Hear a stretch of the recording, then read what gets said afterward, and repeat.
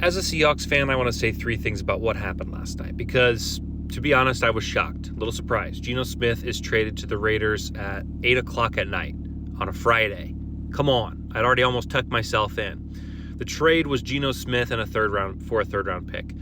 And while I knew Geno Smith wasn't the future, I did think that Seattle was set on keeping him for a few years. His performance this last year was slightly above average, I would say. It was serviceable, but it wasn't obviously playoff caliber. Now, the Seahawks are targeting Sam Darnold, which feels almost like replacing Geno Smith with himself in some aspects. Now, I know Sam Darnold had a great year statistically in Minnesota, but when the lights came on and the pressure mounted, it was the same Sam Darnold we're used to. So I think all the skills are there for Sam Darnold, but I don't know if this is the long-term answer that I would like in Seattle.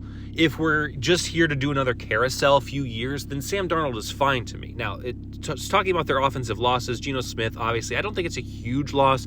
Tyler Lockett is definitely not a huge loss at this point in his career. Loved what Tyler did for the Seahawks, but right now, he's sort of irrelevant in the offense anyway. And DK Metcalf will likely be gone, which I mentioned in another video that I'm fine with. But I think the funniest thing about all this is that the Seahawks offered the Raiders Geno Smith and DK Metcalf in a package deal for Max Crosby. Now remember, another key piece of this is that Pete Carroll is the coach of the Raiders. So Pete Carroll would be getting Geno Smith and DK Metcalf back.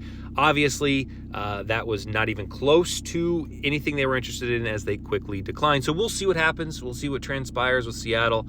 You never know with John Schneider. They could draft a QB. They could get Sam Darnold. Anything is possible. Anything is possible.